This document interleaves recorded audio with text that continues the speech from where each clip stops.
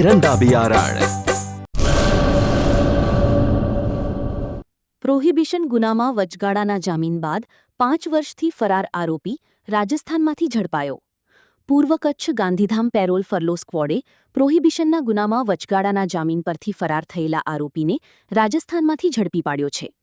Police મહાનિરીક્ષક Chirag Kordia, સરહદી range Bhuj અને police અધિક્ષક સાગર બાગમાર પૂર્વ કચ્છ ગાંધીધામની સૂચનાથી નાસ્તા ફરતા આરોપીઓ તેમજ પેરોલ ફરલો પર ફરાર આરોપીઓને પકડવા કાર્યવાહી હાથ ધરવામાં આવી રહી હતી. આ દરમિયાન પેરોલ ફરલો સ્ક્વોડના ઇન્ચાર્જ પોલીસ ઇન્સ્પેક્ટર જે.એમ. વાળાની આગેવાની હેઠળની ટીમને ટેકનિકલ અને હ્યુમન સોર્સના આધારે માહિતી મળી હતી કે સુરેન્દ્રનગર સબજેલમાંથી વચગાળાના જામીન પર છૂટ્યા બાદ હાજર ન થયેલો આરોપી રાજસ્થાનમાં છુપાયો છે. રિપોર્ટ કિરણ ગોરી.